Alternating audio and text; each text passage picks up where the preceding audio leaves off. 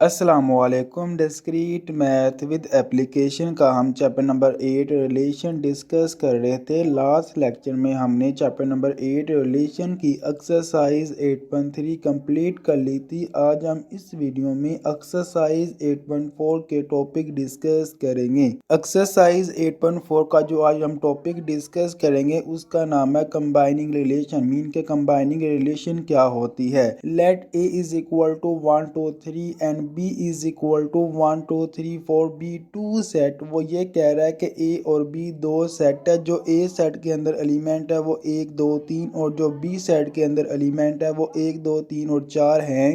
Consider the relation R is equal to 1 1 2 2 3 3 and S is equal to 1 1 1 2 1 3 1 4 from A to A and B। वो ये कह रहा है कि जो हमारे पास दो रिलेशन है, एक R है और एक S है। जो R रिलेशन है वो Cartesian product of A cross A। Mean के जो A क्रॉस A जो उसका सेट का कार्टेशियन प्रोडक्ट है, जो वहाँ से रिलेशन पिक किया गया उसका नाम हमने R रख दिया है।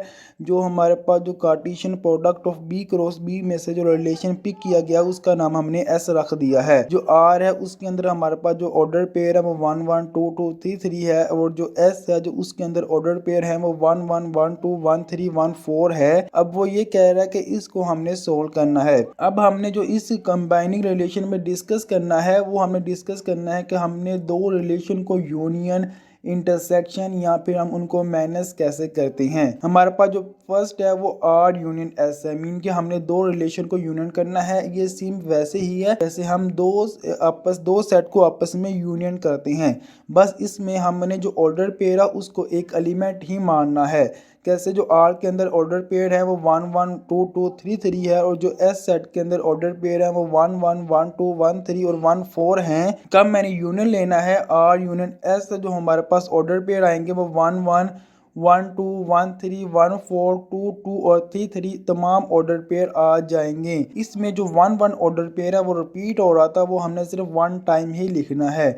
हमने सेम वैसे ही यूनियन वैसे ही लेनी है कैसे दो सेट के अंदर लेते हैं। इंटरसेक्शन भी हमने सेम वैसे ही लेनी है। जो इसमें जो आर और एस में जो कॉमन ऑर्डर पेयर है वो सिर्फ 1 1 ऑर्डर पेयर है।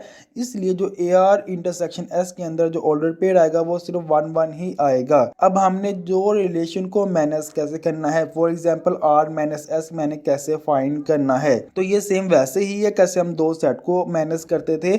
बस इसके अंदर ऑर्डर पेयर है तो हमने करना क्या है, आर के वो एलिमेंट यहाँ पे लिखने हैं जो एस के अंदर मौजूद ना हो। देखो 1 1 जो ऑर्डर पेयर है वो एस के अंदर मौजूद है और हम वो ऑर्डर पेयर यहाँ पे नहीं लिख सकते। 2 2 ऑर्डर पेयर है वो एस के अंदर मौजूद नहीं है, वो हम यहाँ पे लिख सकते हैं। और जो 3 3 ऑर्डर पेयर है वो भी एक्स के अंदर मौजूद नहीं है, वो भी हम यहाँ पे लिख सकते हैं। हमने आर माइनस एस भी फाइंड कर लिया है। सेम वही मेथड है इसमें भी। अब इसमें जो नई चीज आती है वो आर प्लस एस आता है। मीन का एक नया स्टारिक फंक्शन आ रहा है। जो फंक्शन जो है वो ये रिप्रेजेंट कर रहा है R union S minus R intersection X को।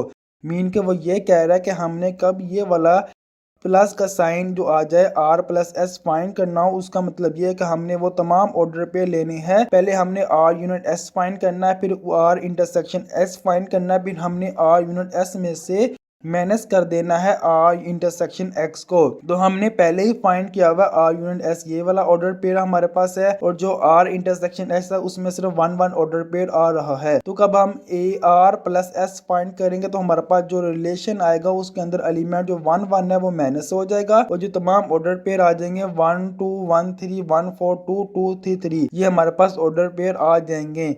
ये हमने कंबाइनिंग रिलेशन फाइंड कर ली है दो रिलेशन के दरमियान। Composite relation mean composite relation क्या होता है। Let R be a relation from set A to set B. वो कह रहा है कि आर एक रिलेशन है जो सेट ए से सेट बी की तरफ मौजूद है। मीन का जो ऑर्डर पेयर जो रिलेशन के तमाम ऑर्डर पेयर है, जो ऑर्डर पेयर का जो फर्स्ट एलिमेंट है वो सेट ए में से लिया गया और जो सेकंड एलिमेंट है वो सेट बी में से लिया गया है। मीन का कार्टेशियन प्रोडक्ट हमने पहले फाइंड किया ए क्रॉस बी का, उसमें से हमने जो रिलेशन स्ट्रिंग पिक किया उसको हमने आर का नाम दे दिया है। And S a relation from B to C, जो एस रिलेशन है वो बी टू सी के दरमियान है। मीन के जो एस जो रिलेशन है जो उसका कोई ऑर्डर पेयर है, कोई एक ऑर्डर है, उसका जो फर्स्ट एलिमेंट है वो सेट बी में से और जो सेकंड एलिमेंट है वो सेट सी में से लिया गया है। The composite relation from R and S is the relation considering from order pair A C where A belong to A और सी बिलोंग टू सी। वो कह रहा है कि कब हम कंपोजिट रिलेशन फाइंड करेंगे आर और एस के दरमियान हमारे पास जो ऑर्डर पेयर आएगा वो ए और सी आएगा। जो ए एलिमेंट है वो सेट ए में से लिया गया हो, जो सी एलिमेंट है वो सेट सी में से लिया गया हो। एंड फॉर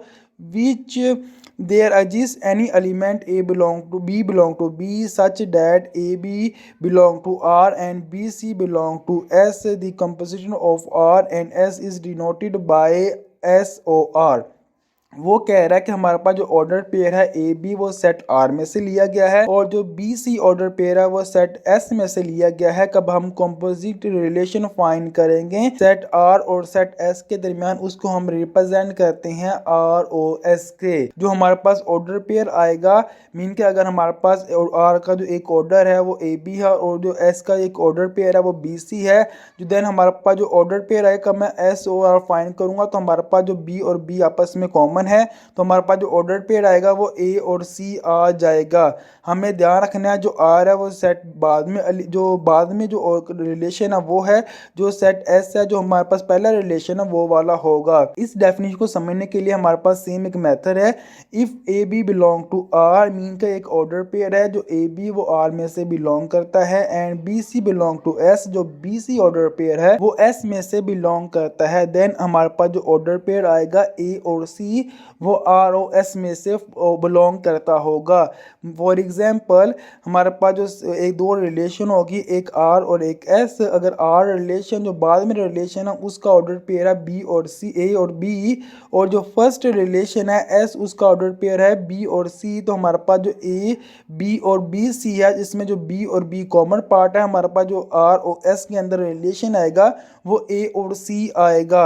ये हमारे पास जो ऑर्डर पेयर आएगा वो आर ओ एस के अंदर मौजूद, हम वो ऑर्डर पेयर लिख देंगे। अब हमने इसको फाइंड कैसे करना है। फॉर एग्जांपल हमारे पास दो रिलेशन है एक आर और एक एस। जो रिलेशन आर है उसके अंदर जो ऑर्डर पेयर है वो 1 1 2 2 3 3 और जो एस ऑर्डर पेयर जो एस रिलेशन है उसके अंदर ऑर्डर पेयर है 1 1 2 3 1 4। अब हमने कब एस ओ आर फाइंड करना हो मीन के एस ओ आर मैंने फाइंड करना है।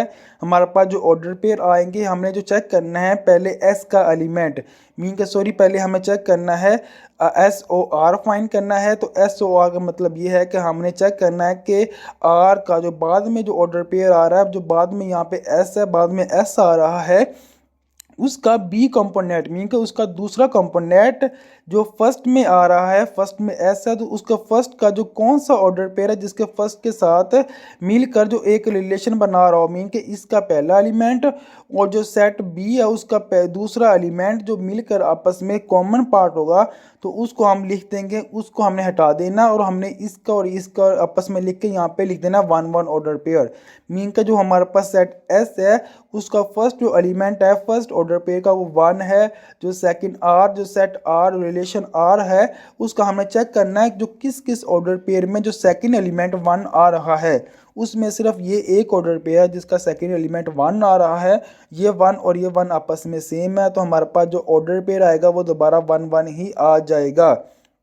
अब हमने दोबारा चेक करना है क्या इसके अलावा कोई और भी ऑर्डर पेयर इसके अंदर मौजूद है सेट आर के अंदर जिसका सेकंड एलिमेंट 1 1 आ रहा है, वो कोई और मौजूद नहीं है। तो देन हम अगला ऑर्डर पेयर देखेंगे। अगला ऑर्डर पेयर ये है कि हमारे पास जो सेकंड ऑर्डर पेयर है जो उसका फर्स्ट एलिमेंट 2 है। अब हमने सेट आर जो रिलेशन आर है उसके अंदर दोबारा चेक करना है क्या ऐसा कोई ऑर्डर पेयर सेट आर के अंदर मौजूद है जिसका सेकंड एलिमेंट 2 हो, तो वो हमारे पास 1 1 इसमें अंदर 2 नहीं आ रहा, 1 2 यहाँ पे 2 आ रहा है।